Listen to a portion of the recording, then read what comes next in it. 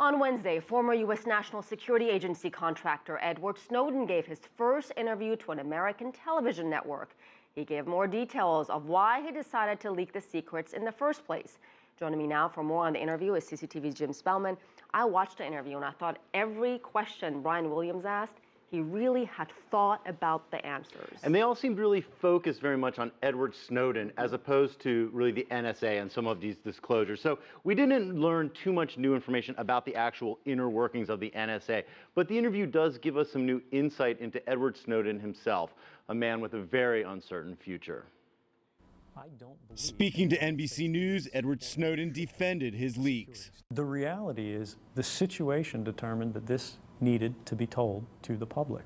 You know, the Constitution of the United States has been violated on a massive scale.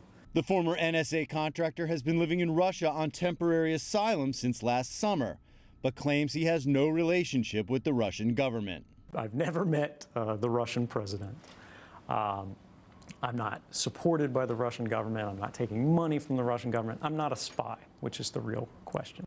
Information leaked by Snowden revealed the existence of far-reaching NSA intelligence gathering programs in the U.S. and overseas, angering friends and rivals of the U.S., and according to some critics, giving terrorists and enemies valuable insight into American spycraft, leading many to ask, is Snowden a patriot or a traitor? Snowden doesn't hesitate to answer. Do you see yourself as a patriot? I do.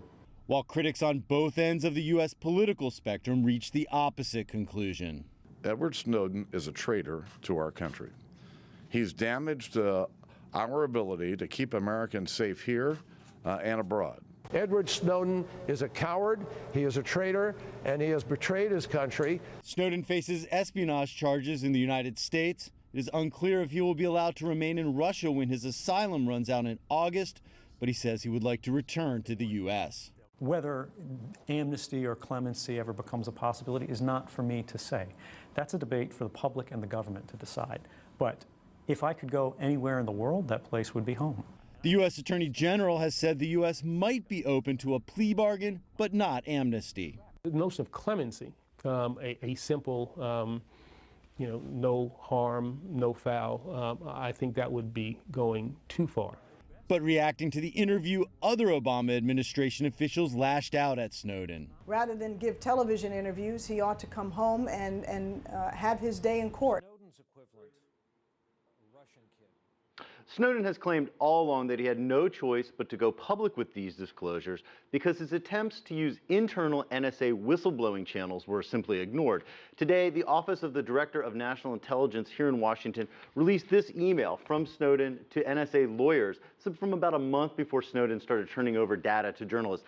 In it, Snowden asked for some clarification about U.S. law, but it doesn't bring up any wrongdoing. Snowden has said he expressed his concerns to superiors over 10 times. This is the U.S. government pushing back, saying that an email like this is not the same as going through channels and bringing up a legitimate concern, ACA. And did you get the sense, or do we have any indication he knew what he was getting himself into when he leaked this information? He makes a point of saying that he had a very comfortable life as a government contractor. He made about $200,000 US a year. It's quite a lot of money for a young man to be making a very comfortable life, and he knew that he would give that up. He says in exchange for that, he simply sleeps better tonight with a clear conscience. I can tell you there's some people here in Washington that would sleep a lot better if he was back in the United States and behind bars. All right. Thank you so much, Jim Spellman.